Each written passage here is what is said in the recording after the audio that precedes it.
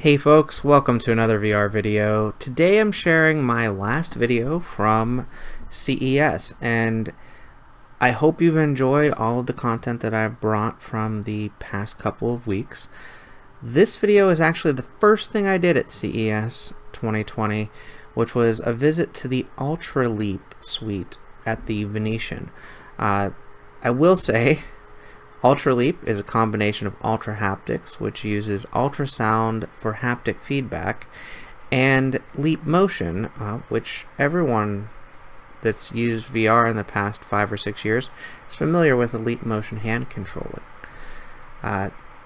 You will hear some of the ultrasound sonic vibrations through some of these demos. There's nothing I can do to change that based on my camera placement, but I thought it was kind of interesting because I didn't hear it audibly when I was actually doing the demos, but you will hear a little bit of a vibration. Sounds a little bit like a fart or a vibration as I'm doing some of the demos. That is the ultrasound from Ultra Haptics activating.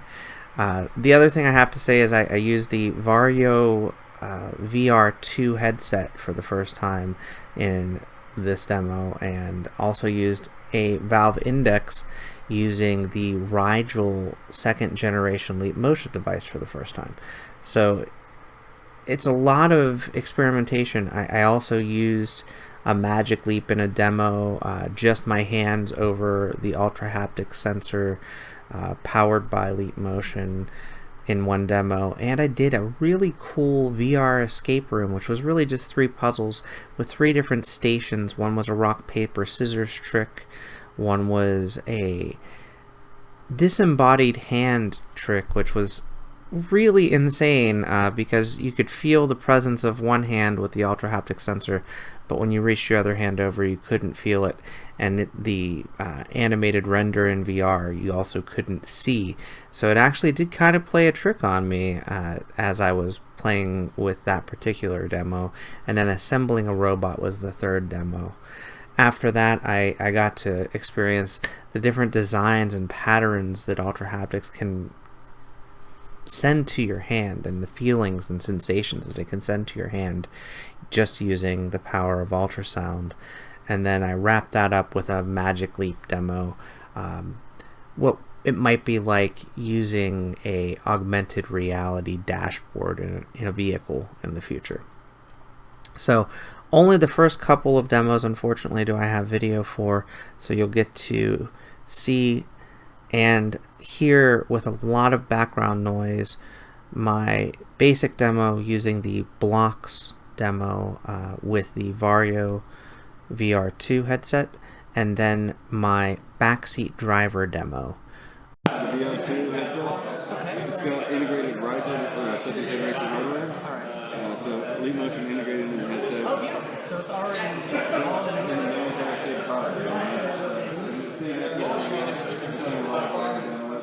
this is just going to be our own demo, so we're talking mostly, but you get to see the display and once you want to back into the time to get some more. The glasses should be fine. alright. That sounds my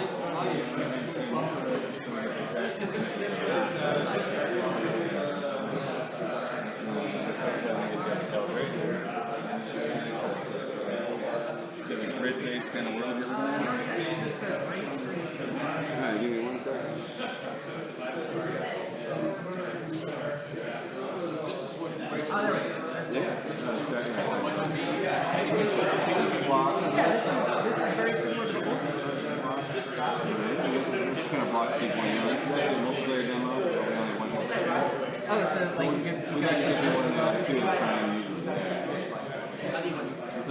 Blocks, I think you can pulling them apart, and then you can make a new block, different shape block by flipping your left hand over. So many of them, you have sometimes to turn shape.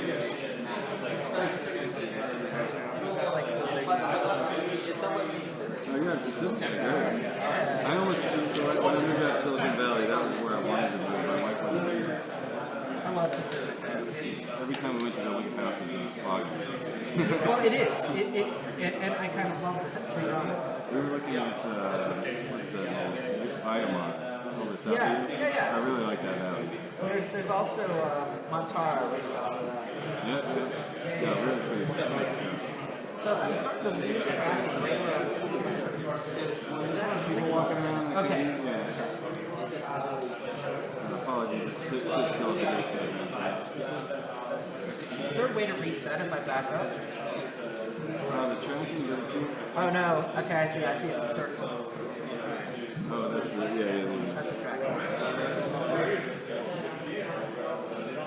So definitely, like the leap motion integration is definitely really present. It should be one-to-one. Like, we're gonna have a way to make sure it's like one-to-one. So even if you like peek out of the headset a little bit and see your hand one-to-one, and you lift up the headset a little bit just so you can see your real hand, you'll be able to see it's pretty much one-to-one with the digital representation. So And even the field of view on the leap motion is a little bit further out. Definitely the finger tracking is a lot more responsive. So we're looking at here. This is still V4 tracking or SDK from call it 8 months ago. Is it a Orion? This is kind of Orion 2.0. Yeah, It came out about a year ago. Right. Orion is what she was doing. This is like the second version of it. So really good. Leap, Orion made a push to kind of do head mount. So if you think about machine learning and how these data sets work in terms of hand tracking, it used to be a desktop solution, so it was working from the bottom up, more in your palms, like from the bottom up. And when we moved to Orion, everything shifted a little bit more to a head mount solution. So it's looking outwards and really looking more at the back of the hand more often. That's So the model really turns very like how you interact. And so it really is a head mount solution. So we're working on now, we'll call it V5, it's starting to come out. We'll start talking about it more and more throughout the year, but the idea is improve everything. Obviously, you're going to have better resolution, leap to it, and inclusion from you, cover everything like one over the other, you can kind of make sense of it. Better than really high quality, you know, so they have a lot of problems with it. Still we're reading more latency, we have everybody be very fast and efficient. Yeah, absolutely. And we're just going to see that better and better, more platforms, more. And the thing is, Leap Motion has so much more experience. Well, Ultraleap has so much more experience with Leap Motion. You've already augmented the head There's, like, if you do this, most of your hands disappear. Nothing's left. You don't have anything. So we know how far ahead everybody is here because we have the history. It's those edge cases that they're solving, so it's going to be a while.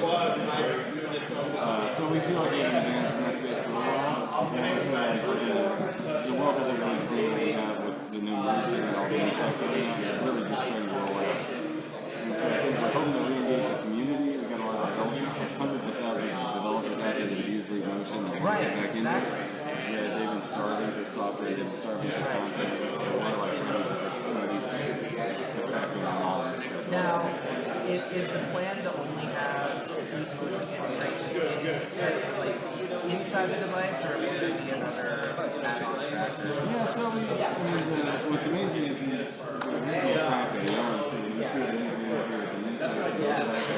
What's the original device unchanged essentially from 6 years ago, 7 years ago? That's okay. We're out here. This is our Rigel device. This is generation 2. Wider field of view. It goes out to about 180 degrees, so your hands almost all the way out to your sides. You can see them pretty well with a single device. Higher resolution camera, so you're actually getting a little bit faster pickup on recognizing hands. So when the hand shows up, you can see it faster. And also, you get a little bit more distance, so getting out to a little bit past the meter, where you can actually recognize your hands. And so we found, and it's a one-to-one. So in other words, there's nothing special about this in terms of plugging it in, your existing Unity apps and other things. Nice. It works It just exactly works. like it would. And Okay. So we use this with LMCs, but you just pop on a Rigel. Yeah, and with an index like that, it's perfect because it's already got that port right there. So all you have to do is kind of figure out a way to. And we like the index a lot because it's the only headset out there that's doing high refresh. So Right. we're running at 144. Exactly, that's and when perfect. we run at 144, we're sampling your hands at 144. Oh, Nobody else is wow. even close to it. So That's that means awesome. that we're getting more accurate. Is this demo available to try? I want you to try it. Yeah, please. And you'll also see there's a Rigel here. So this is we're starting to think about Okay. embedded solutions that are a little cleaner than this OEM kind of Nice. thing. Let me pop this right here. You're gonna aim it up. That's perfect.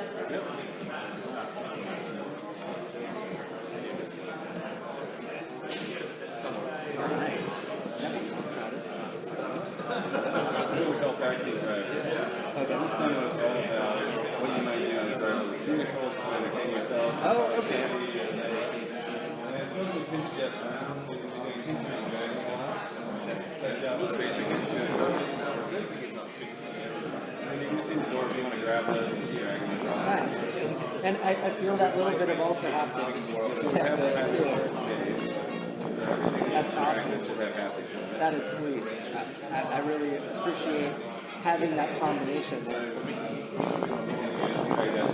Yeah, I didn't just feel the haptic. That's really awesome. Alright, so we're on our way, and as a spatial interaction company, we're really focusing on like what are the different ways we can interact in the green space. Okay. We make on these 3D menus, you saw that in the block demo. Yep. These are, you pull them up, just pinch and pull. Got it. Okay. You can stick your whole hand into that, just pull it up and down. Or you can move it around. And you can rescale all these windows by grabbing them with 2 hands. Oh, 2 hands. Stretch it. Sometimes if you grab like inside. There it goes. Okay, cool. I get the general. Let's how do we get rid of these?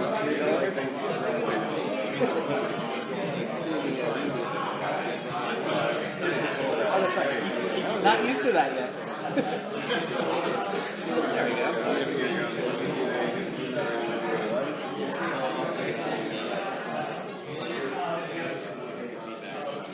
And I do have to say, like, definitely, like, there's a noticeable difference from like, a little bit there.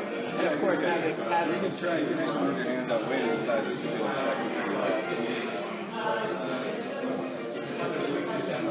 yeah, it goes pretty far.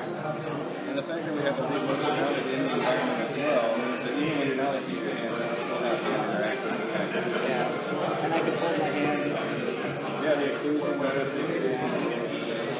that's getting pulled off. It takes a little bit. Yeah, sorry about that. No, you're not alone. So we've been demoing it for 3 days. Alright, so I'm going to shift you over here. So this one again, you're going to push and pull across. Yes, you need to go to the product. And so you can start this carousel, or there's a control down below if you like to do that. Same thing. Any one of these items you can pick up and look at it, inspect, and if you like something and you customize it, hold on the other hand. There's a customization option, so you're going to grab this one and drag it right onto the app. There you go. If you find something you like, you can drop it into that basket. There's the basket. Frame your purchase. This next section is what we call mindfulness. And so this is just a way of, let's get your heart rate down a little bit. You've had a stressful day. Yeah, exactly. And so you're going to reach out, play with those particles, and as you kind of make a fist, you'll pull them together and pinch them together. And this kind of reminds me of the mirrors from a long time ago. I don't know how many years ago it's been. I like the particles.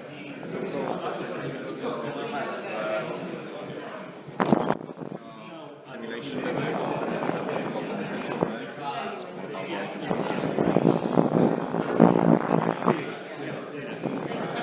So the little orange circle there, is that kind of the range, or is that? It's kind of your, you call that like, it's kind of your chaperone. Okay, so it's like, got it.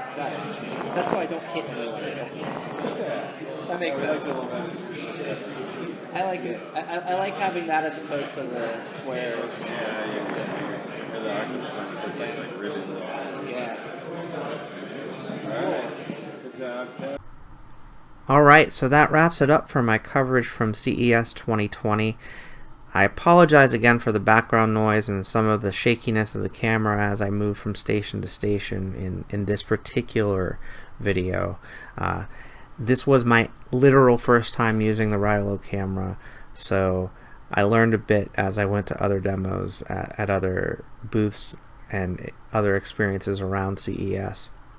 I have to say, Ultraleap is definitely a front runner when it comes to hand tracking and also some of that tactile feedback for your hands using the Ultra Haptic sensors.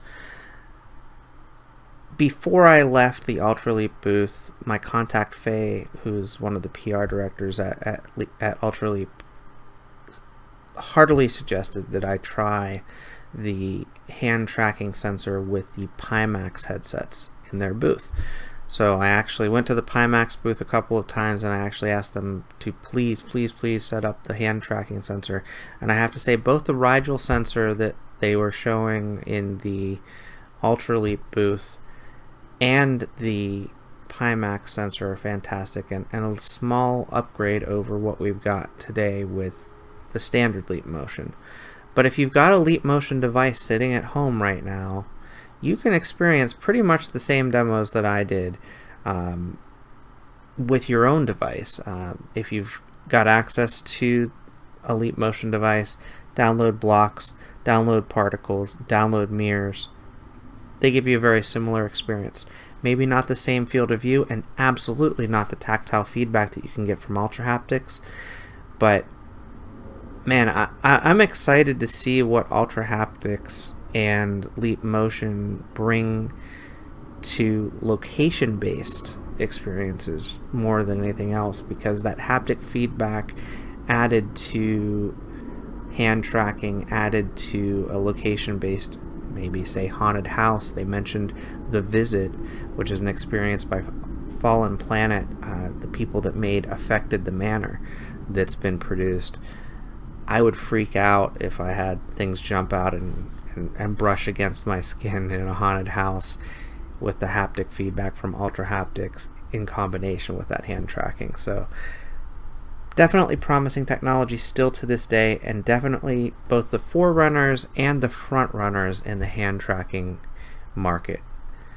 Hope you've enjoyed this video. I'll be back with more VR content soon, this time not from CES. Until next time, get out there and enjoy some VR for yourself, and thanks for watching.